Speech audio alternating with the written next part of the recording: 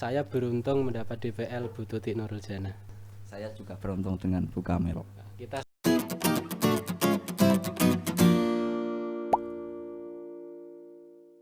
Selamat datang di Emocare Podcast, di mana Anda akan mendapatkan konten-konten edukatif, moderatif, dan pastinya aktual. Dalam kesempatan kali ini kita ditemani oleh teman KKN MDR tahap 2, yakni dari KKN Layali, yakni oleh ketuanya Mas Rohman Abdullah. Selamat datang Mas Rohman. selamat datang. Oke, baik. Kali ini saya akan menanyakan ngobrol sebentar tentang KKN MDR dengan Layali, ketua dari kelompok Layali, mengenai dengan mengapa sih mengambil nama Layali sebagai nama kelompok dalam KKN MDR ini. Oke, Layali itu kan kebetulan saya itu anak bahasa Arab. Layali itu adalah bahasa Arab, jamak dari Lail.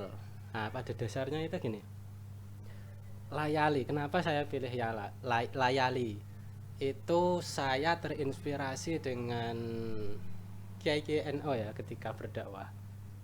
Itu selalu mengedepankan moderat, sifat tengah-tengah, kalem, santai, tenang, dan semacam itu. Nah, kita terus mencari kondisi seperti apa yang menggambarkan ketenangan macam itu. Nah, terus kita kayaknya itu suasana yang paling pas adalah suasana malam. Terus dari suasana malam itu kita terjemahkan menjadi Layali. Sebetulnya kita mau namanya itu Lail, malam. Nah, kebetulan ada teman saya yang namanya Laila. Laila. Ah, Cantik nggak ya? ya dulu cantik. Nah, itu khawatir saya ketika saya menggunakan nama Lail itu ada yang GR. Nah, terus kita jamakkan menjadi Layali, artinya malam. Jadi sangat NO sekali nama Layali itu. Oke, baik. Tentang persiapan misalkan apa sih karakteristik dari program kerja KKN dari Layali yang untuk bisa dilaksanakan ke depan? Kita mengambil tema toleransi di tengah pandemi ya. Itu menurut saya tema yang sangat seksi sekali. Karena pandemi ini banyak mengakibatkan orang yang memberi stereotip kepada seseorang hitam dan putih. Ya, semisal ada orang yang terkena COVID, terus kita memberi stereotip dia aib semisal. Nah, kita Layali itu ingin mengikis atau minimal mengurangi stereotip macam itu. Makanya kita mengambil toleransinya. Ya, harapan kita itu ya dengan kita mengambil tema toleransi, nanti stereotip macam menjustis orang itu semakin berkurang lah. Itu target kita ya, target dari Layali ya. Iya, terus itu penjelasan yang sangat teoretik sekali kan? Iya. Teoretik sekali. Tapi dalam bentuk nyatanya mungkin apa bentuk dari kegiatan itu? Karena ini KKN daring ya.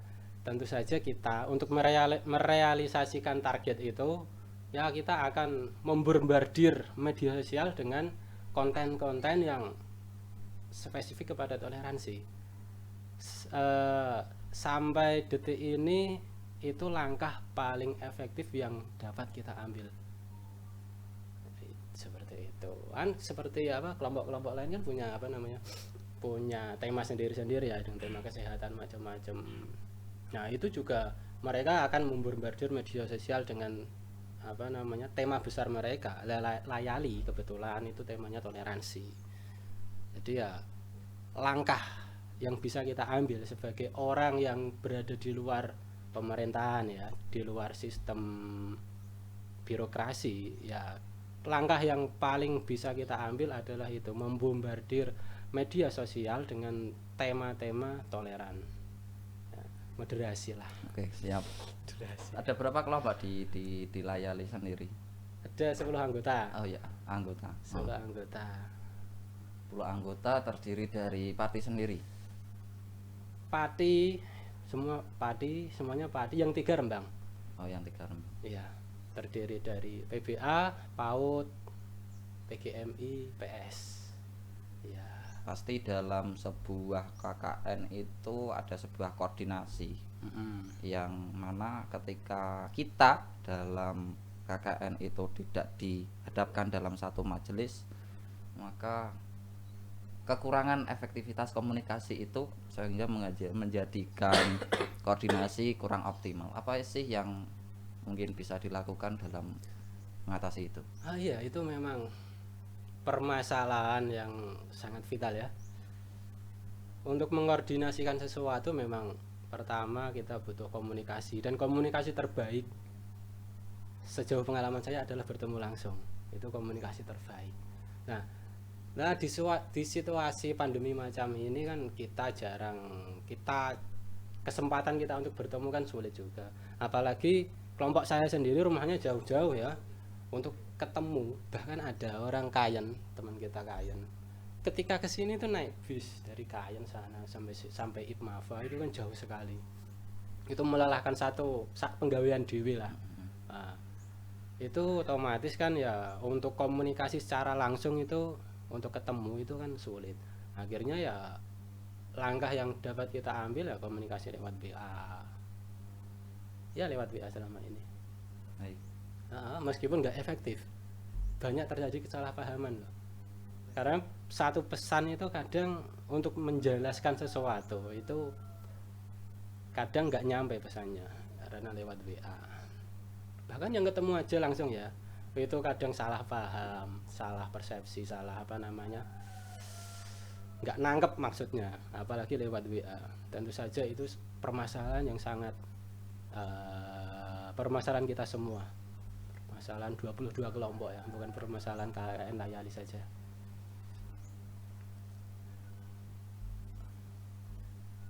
Nggak seperti Emoker dulu loh. Emoker itu dulu enak loh. Dibandingkan saya coba membandingkan dikit ya. Emoker itu orangnya pilihan semua. Ya. Ada Pilihan manusianya. Iya. Ada orang yang ahli di bidang bilang A, ada ahli di bidang B, ada ahli di bidang C. Itu digabungkan jadi satu dan jadilah Emoker. Jadi Emoker adalah KKN yang personalnya pilihan. Itu kelebihan. Kok bisa mengatakan seperti itu? Apa sih perbedaan mungkin? Iya, dulu kita di KKN tahap pertama teman-temannya bisa milih.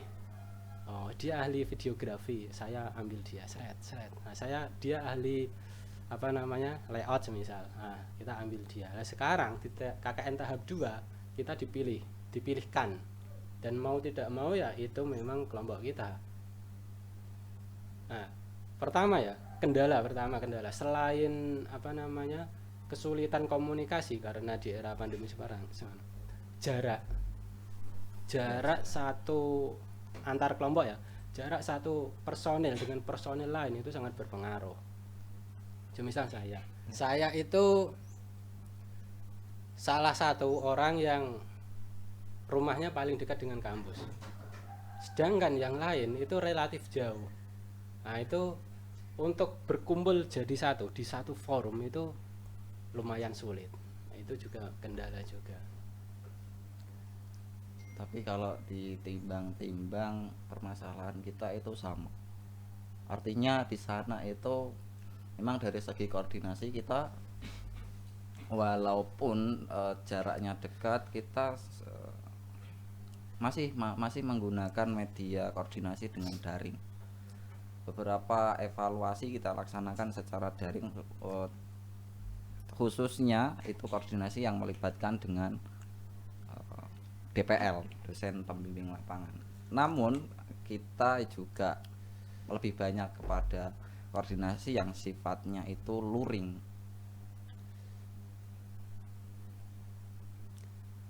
Iya, permasalahan memang sebetulnya sama lah, sama-sama di era pandemi ya, sama-sama di masa pandemi. Jadi untuk berkumpul itu sebetulnya hampir sama permasalahan semua kelompok, baik di kelompok kelompok KKN tahap 2 maupun KKN pertama itu hampir sama. Cuma yang mungkin sedikit berbeda menurut saya ya, jarak antara rumah rumah satu personil dengan rumah personil yang lain. Mau orang Kajen semua ya. Orang Margoyoso semua.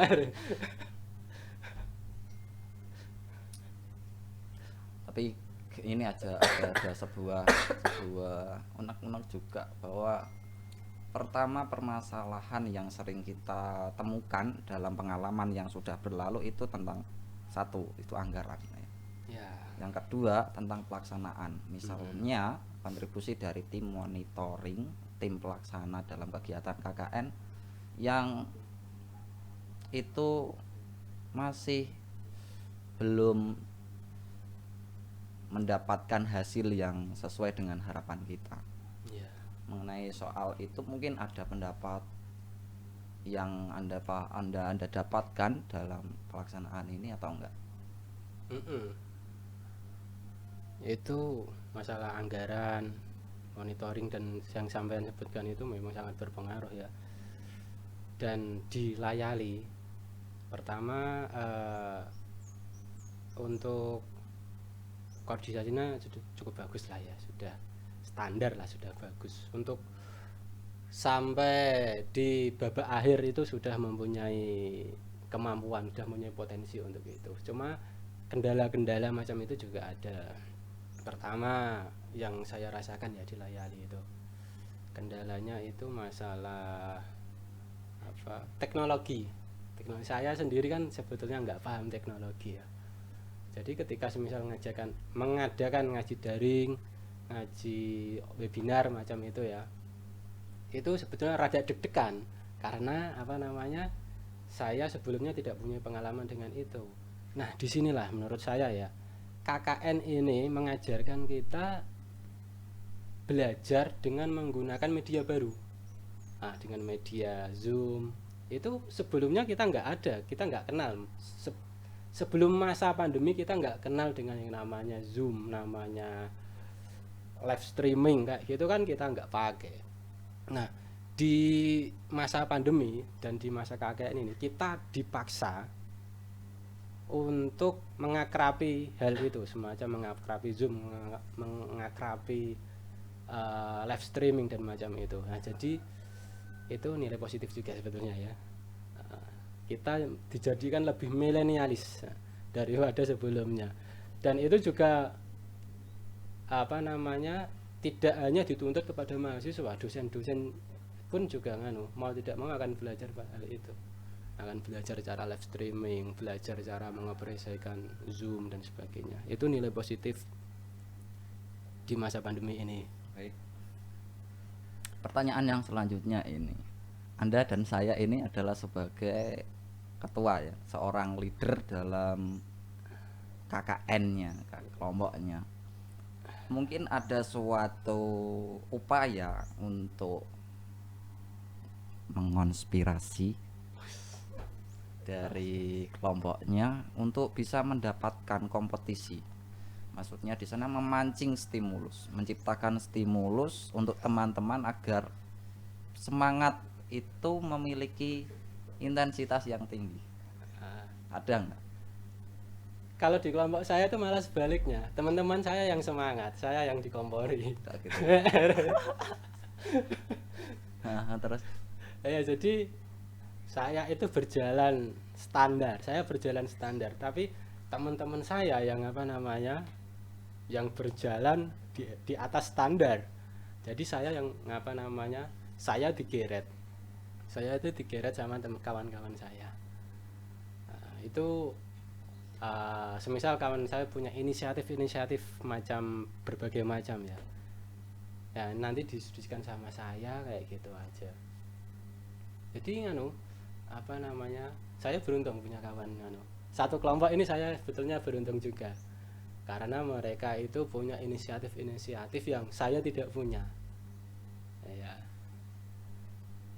Jadi saya sebetulnya berhasil juga jadi ketua karena teman-teman saya aktif lah. Kalau pengalaman yang kemarin itu sempat memunculkan sebuah stimulus untuk memperintens kompetisi antar kelompok. Nah, ini kebetulan kan KKN yang tahap 2 dibuka 22 kelompok. Perbandingannya yang kelompok yang kloter pertama itu dibukanya 3. Jadi persaingan di sana kalau enggak A, B ya C. Tapi di sini ada kloter yang kedua ada 22 kelompok. Justru Ya. itu malah persaingan di sana semakin kompleks. Nah, semakin kompleks. Untuk misalkan kalau ini seolah-olah kita dibuat seperti kompetisi Ya. dengan kelompok lain, apa mungkin yang perlu Oh, gitu. dibekali? Iya, iya, iya. Pertama sebelum ke itu saya akan memberi gambaran bahwa produk kita, produk 22 kelompok itu sama. Produk wajib ya. Setiap kelompok ya membuat itu itu sama sebetulnya. Katakanlah produk. Katakanlah di bagian penjualan ya, pemasaran. Produk kita sama, produk 22 kelompok kita itu sama. Pertama yang membedakan, ada 2 hal ya paling enggak yang membedakan mengapa kelompok kita menjadi lebih Memiliki karakter. memberi karakter lebih kelihatan. Itu paling enggak ada 2 sebab. Sebab pertama, bagian pemasarannya. Produknya sudah sama semuanya ini. Bagaimana bagian pemasaran ini kalau sebagai perusahaan ya. Bagian marketingnya ini bagaimana untuk mengemas seolah-olah produk kita itu wah. Nah, itu tugas bagian pemasaran ini. Produknya sama. Kedua,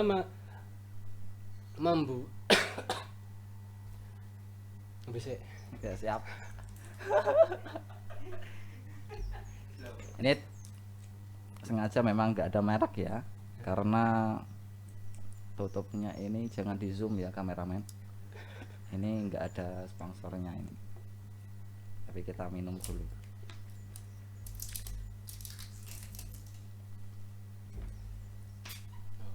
Bersoda. Sudah. Ada 2 hal. Pertama, pemasaran. Kedua, menciptakan program di luar program wajib. Semisal di hari, ini teman-teman sudah melakukan itu. Semisal ini kan di hari Hari Pahlawan, Pak. Hari Pahlawan kan ya, 10 November. Hari Pahlawan itu teman-teman itu menciptakan semacam lomba yang berhadiah.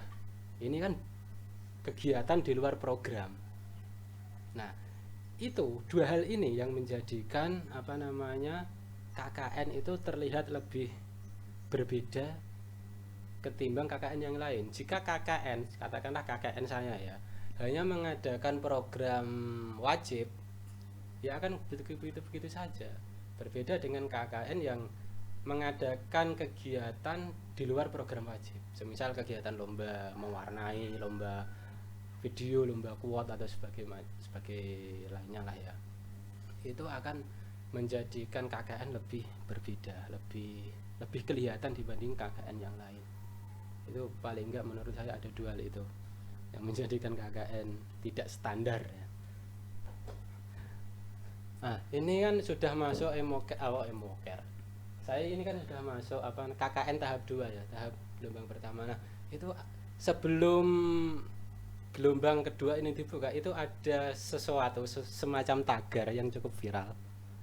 Nah, tagar itu kalau bacanya itu lawan keniscayaan. Nah, yang memviralkan ini kalau nggak salah itu grup Emoker. Ya, itu bisa kenapa itu? Maksudnya lawan keniscayaan itu apa? Melawan apa itu? Mengenai dengan tagar, jadi kalau menurut saya Emoker itu adalah KKN yang sedikit moderat, banyak ngeluhnya ya. Nah, aspirasi tersebut itu banyak kita temukan dalam postingan. Nah, kalau ada orang yang peka mungkin postingan itu akan diperhatikan secara mendetail, apa sih yang mengakibatkan itu. Enggak seolah-olah tagar itu muncul begitu saja, tapi ada alasan mengapa tagar itu muncul. Itu ada 3 tagar, ya, ungkapan statement yang menggelitik untuk se di disimpan oleh pikiran-pikiran dari teman-teman emoker. Yang pertama itu adalah iuran adalah sebuah keniscayaan. Yang kedua itu mahasiswa harus pintar mencari sponsorship. Yang ketiga itu ada beberapa hal yang mahasiswa itu tidak perlu tahu. Nah, mengenai dengan yang satu saja, iuran adalah keniscayaan, itu beberapa teman kami dalam saat Monef itu menanyakan sebuah hasil-hasil perencanaan oleh penyelenggara KKN yang di sana itu tidak menemukan sebuah jawaban. Artinya di situ komunikasi yang dilaksanakan tersebut ada sebuah batas tentang budgeting.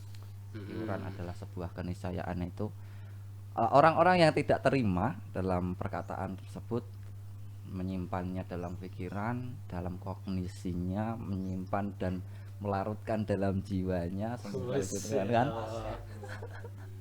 Itu terus menyampaikan aspirasi tersebut. Begitulah kronologinya seperti itu. Berarti tagar lawan keniscayaan itu semacam dalam tanda kutip pemberontakan. Kita bisa menggunakan konotasi istilah yang lebih positif lagi. Apa? Ya, ini menyampaikan aspirasinya. Menyampaikan aspirasi. Oh, iya. Iya, kalau di depan kamera menyampaikan aspirasi. Kalau di belakang ya anu. Nah, ini kalau enggak kita berdua enggak kasih tahu.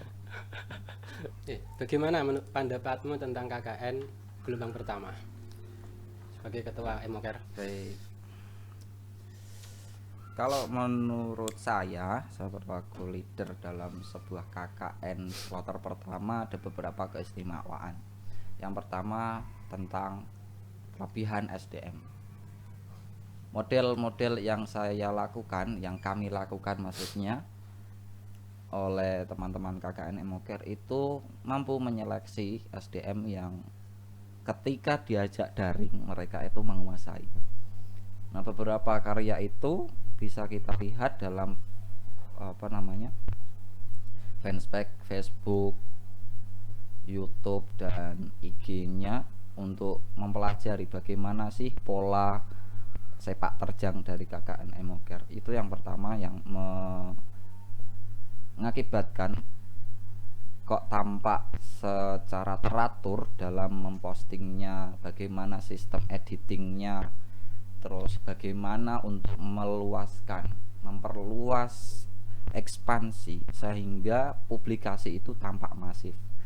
Nah, itu yang menjadikan nilai jual dari KKN Emoker sehingga konten-konten itu mampu menggeser, mampu memiliki karakteristik yang berbeda yang hanya dimiliki oleh KKN Emoker atau karya otentik dari Emoker itu memiliki defense the protect of defense. Artinya di situ karya yang memang benar-benar otentik dari KKN Emoker itu tercipta karena SDM-nya yang memiliki skill yang mumpuni. Terus yang kedua tadi dijelaskan, memang dari KKN kami karena sistem rekrutmennya itu dibuka secara luas, maka SDM tersebut selain dengan memiliki skill yang mumpuni juga jarak yang menghasilkan sebuah koordinasi antar lini itu masif dan menghasilkan karya yang cukup baik gitu kan. Terus yang terakhir itu kita dalam segi fasilitasnya itu didukung oleh beberapa properti, antara lain kita menggunakan fasilitas dari dosen pembimbing lapangan kita tentang Zoom itu. Bu Kamel. Ya, Bu Kamilia Hamidah yang bersedia meminjamkan Zoom-nya kapanpun oleh tim KKN kita. Dan yang kedua, dari Emocare sendiri memiliki SDM yang bisa dimanfaatkan. Itu Ini kecerdasanmu memilih ya. Memilih orang-orang yang bisa dimanfaatkan. itu saya sebut nama ya. Ya. Itu Respon Production, anak dari Pati Kidul, Kidulan. Kayen ya, Kayen, desa Kayen, kecamatan Kayen. Itu kebetulan dia itu memiliki skill dan alat-alatnya cukup mendukung ketika diajak streaming. Ada lagi beberapa soft skill yang tidak saya miliki tapi teman-teman miliki. Proses editing, dari editing gambar itu juga ada Pak Rohib di sini yang kebetulan itu menawarkan dirinya untuk segera mendapatkan jodohnya. Kita doakan saja. Terus yang videonya juga ada teman saya sendiri, tetangga desa ya. Siapa? Itu Mas Irfan Ma'arif. Weh. Itu tetapi dia itu biasanya dengan saya itu banyak gapnya ya, gap pendapat. Tapi ketika ada yang lebih tua dalam sebuah internal organisasi, ada Pak Rohib di sana yang sering memediasi menengah-nengahi sehingga manajemen dalam sebuah konflik internal itu bisa diarahkan kepada hal yang positif. Oh, wis. Tangan aku Kang Rohib, Pak.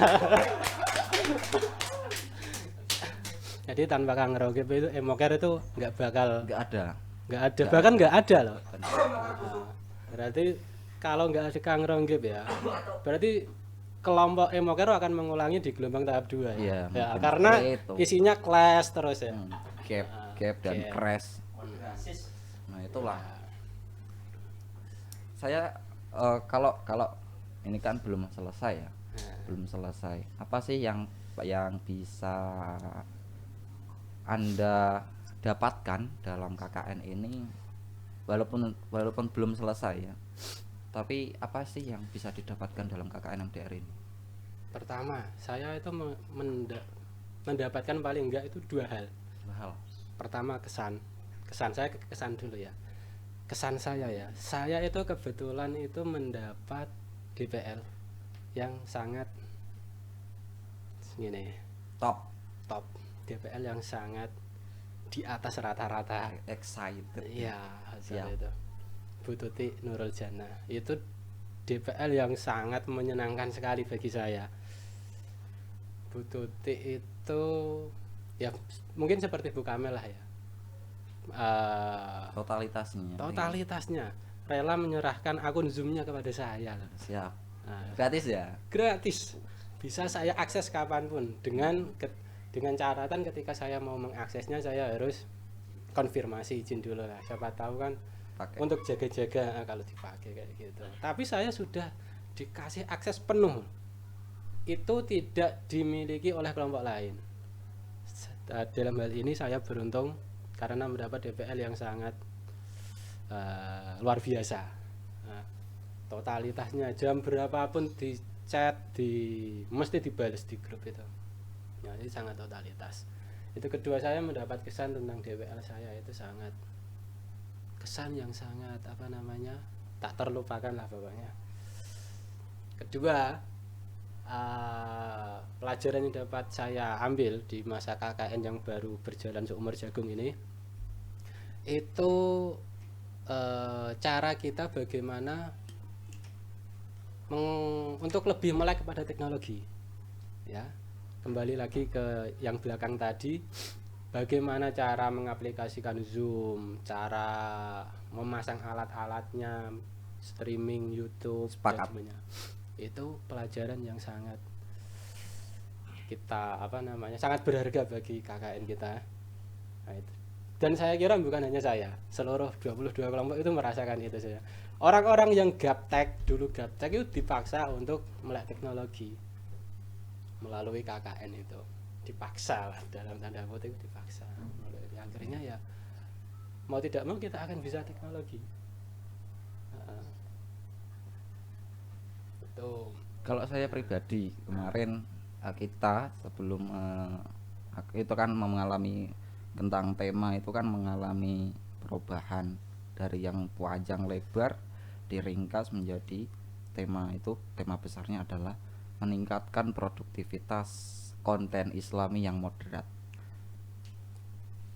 Berbeda tipis dengan tema yang sampean angkat yakni tentang toleransi kan. Hanya saja kita lebih membahas tentang moderasinya. Perbedaan di situ moderasi ketika kita berpindah di lintas agama nggak ada istilah moderasi yang saya pahami kemarin. Nah, teman-teman dari KKN Emoker sebelum melakukan KKN-nya mereka masih asing dengan istilah moderasi. Tapi setelah KKN selesai, kita dalam prakteknya moderasi itu malah dibuat untuk lelucon. Bagaimana untuk menggeledek dari orang, kamu nggak moderasi sama sekali. Nah, itu yang menjadikan kami itu tampak terisi oleh poin hiasan pena tentang moderasi di pikiran kita. Selain itu kita juga dituntut untuk tadi sudah jelaskan, saya sepakat itu dengan itu. Memang itu istimewa. Kita KKN-nya itu dipermudah dengan cara yang seperti itu, dengan tidak menghilangkan substansi dari KKN itu sendiri. Tapi gini, untuk KKN ini ada sesuatu yang sebetulnya rada janggal juga ya, menurut saya ya.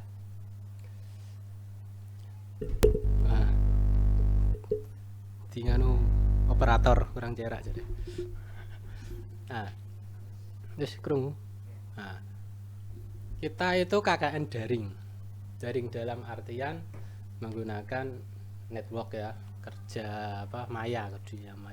Tapi dalam prakteknya jika kita hanya menggunakan jejaring internet itu mustahil, KKN mustahil bisa dilakukan. Kita namanya memang kuliah daring, KKN daring. Tapi di balik layar kita itu tetap harus terjun ke masyarakat. Ya. Semisal mau ngaji, kita memang dakwahnya lewat daring, tapi di belakang layar itu ada satu tim yang kumpul untuk menyiapkan hal itu. Tapi jadi di situ sebetulnya bukan janggal sih. Jadi meskipun kita daring, tapi jika kita tidak terjun ke masyarakat itu nggak bisa berjalan KKN ini. Nah itu menurut saya yang sepenuhnya kita sebetulnya nggak daring juga, hanya medianya saja. Daring itu hanya media. Nah, sebenarnya di balik layarnya itu orang ngalor ngidul langsung ke masyarakat. Baik, mungkin ada beberapa untuk memberikan penjelasan dan menjadi sekaligus menjadi closing statement podcast hari ini untuk para pemirsa dan pendengar sekalinya tentang KKN MDR Kloter kedua. Ya, ini sebetulnya pengen tanya. Oh masih? KKN. Oke, siap. Tanya nanti siap. Closingnya ditutup nanti aja. Tadi itu sudah mati lampu nunggu setengah jam lebih ya. Jam lebih. Ngasar baru hidup, baru bisa dimulai. Ini kan KKN gelombang pertama sudah selesai ya. Sedikit banyak KKN gelombang 2 itu mengacu mereferensinya pada gelombang pertama itu. Tentu saja sebagai acuan itu gelombang pertama. Bagaimana aku ingin tanya apa yang membuat gelombang pertama, Emoker terutama, itu bisa sukses seperti sekarang, bisa sukses mengerjakan KKN sampai selesai dengan baik. Itu apa hal paling penting, hal paling penting agar KKN itu bisa sukses? Pertanyaan yang sulit. Tapi saya mencoba menjawab tentang itu. Jadi apa sih tips dan trik sehingga KKN itu dapat selesai dengan baik gitu kan? Khususnya yang saya lakukan di belakang. Di belakang. Iya. Pertama, pastinya kita dalam proses KKN ya, ada sebuah finansial seseorang yang harus kita cukupi. Sebut saja persoalan perut, Iya. persoalan makanan gitu Iya. kan. Teman-teman tidak bisa bekerja ketika perutnya itu tidak ada isinya gitu. Ya. Itu yang pertama. Dan ini ada yang belakang ada sorak-sorak itu saya apa ya sekarang. Yang pertama. Terus yang kedua kita dalam proses ber-KKN itu harus memunculkan bagaimana sih cara kita untuk menikmati dari KKN MDR ini dengan enjoy ya kan. Nah, salah satu kita itu ya komunikasi seintens mungkin. Jadi kalau saya jawab dengan teori juga ya, teori. Kalau menurut Morrison itu kita ingin mengenal secara lebih jauh itu bagaikan teori penetrasi hubungan. Semakin hubungan komunikasi ya sebenarnya. Ono penetrasi barang loh. Itu semakin lama komunikasi seorang dengan seseorang, maka akan semakin dalam mengenal dari teman-teman. Nah, kebetulan kalau kita sudah mengenal lebih dalam, maka ada sebuah batas-batasan. Gimana sih mengenal orang ini? Gimana sih untuk mengenal orang ini? Oke, dalam segi internalnya dulu kita harus selesai di situ, sehingga tidak ada yang namanya sebuah polemik, konflik, pertikaian, perbedaan yang menghasilkan sebuah perpecahan, dan itu kan pastinya memengaruhi dari perjalanan KKN ke tahap selanjutnya. Dan yang terakhir itu tentang keberlanjutan. Jadi DPL kita itu menyarankan dari awal sebuah tanya, kamu serius ingin menjalankan KKN MDR, apa keberlanjutan? Langsung ditanya gitu. Dalam itu tokohnya yang ditanya adalah Pak Rogib. Terus dengan enjoynya dia semangat menjawab, saya yakin gitu kan. Saya yakin gitu bahwa KKN ini akan mengalami keberlanjutan dan akun-akunnya akan dioptimalkan untuk menciptakan sebuah konten. Nah, terikat dalam upaya tersebut, maka ada sebuah konsensus kesepakatan antar kelompok bahwa ketika KKN selesai maka akan menjadi sebuah komunitas yang terus memproduksi konten-konten 3, edukatif, moderatif, dan aktual. provokatif. Termasuk provokatif juga bagian dari aktual ya. Iya.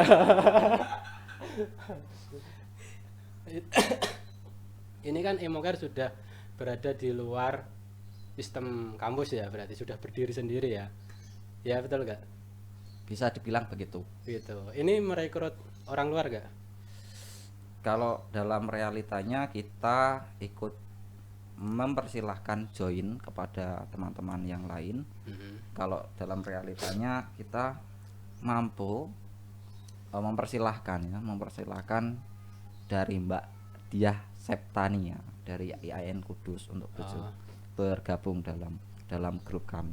Itu masih sampai sekarang masih bergabung, dan kebetulan dia itu memiliki skill dalam apa namanya terjun lapangan. Kebetulan dia itu anak PMI Kudus. Kapan aku bisa ketemu Mbak Dia tadi? Nanti tak kirim Oke, nomor nomornya ya. kontaknya. Oke, tak tunggu habis podcast ini. Nah, ini di KKN gelombang pertama itu ada nganu nggak apa namanya waktu sidang proposal ya, itu banyak yang ditolak nggak? Apa semuanya langsung mulus-mulus saja seperti Iya. apa?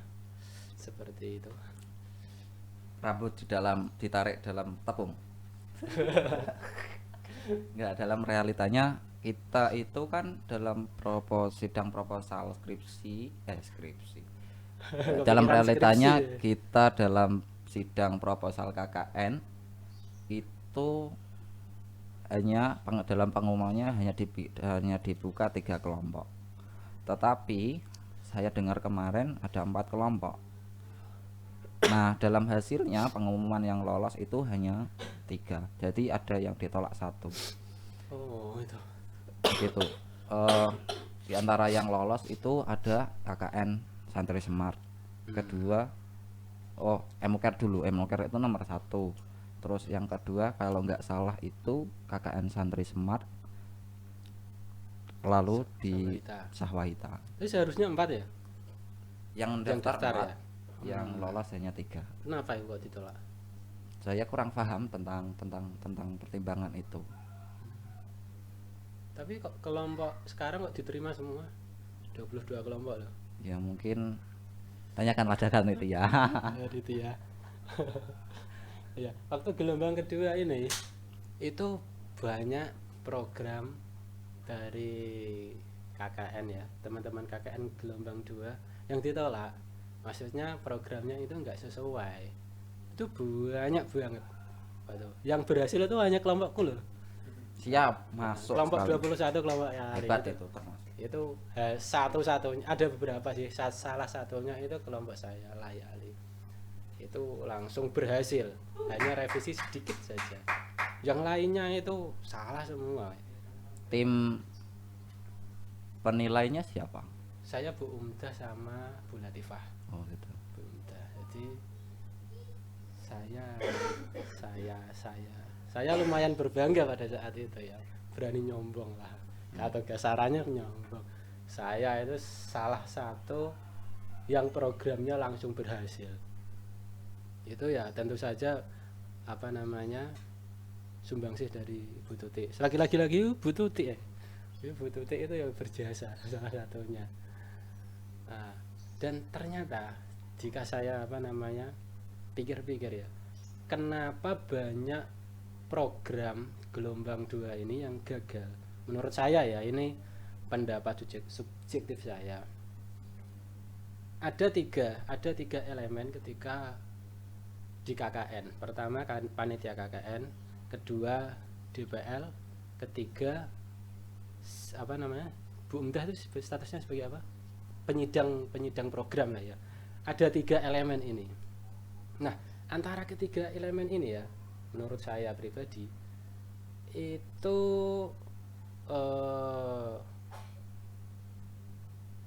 kurang apa namanya kurang kuat dalam memberi petunjuk.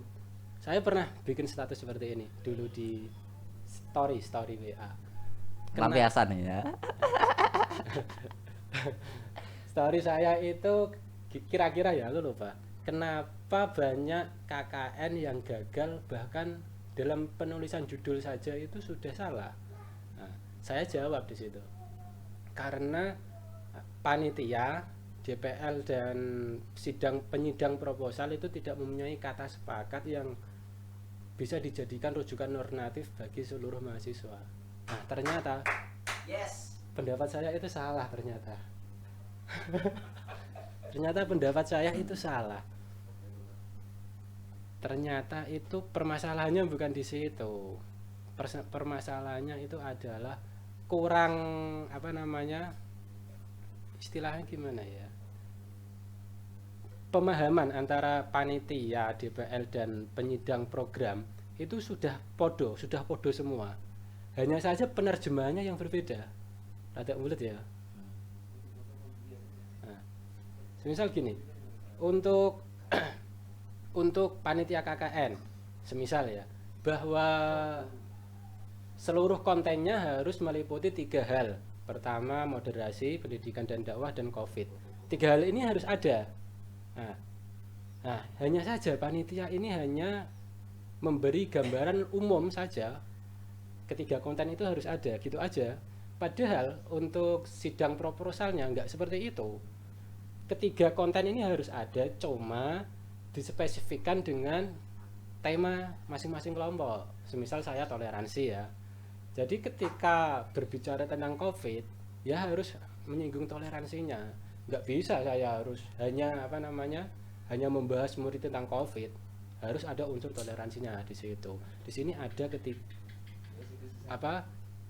kurang istilahnya itu kurang spesifik lah. Menurut saya seperti itu banyak gara-gara itu banyak teman-teman mahasiswa yang gagal waktu program, padahal sudah didampingi DPL terus loh, sudah didampingi setiap hari, katakanlah kok bisa gagal di sidang proposal, itu gimana coba.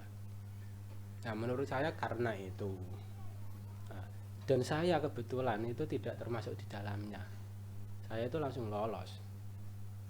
Tapi kalau saya memiliki pendapat yang berbeda dengan cara pandang saya, itu karena kalau saya itu memiliki fokusnya di tema.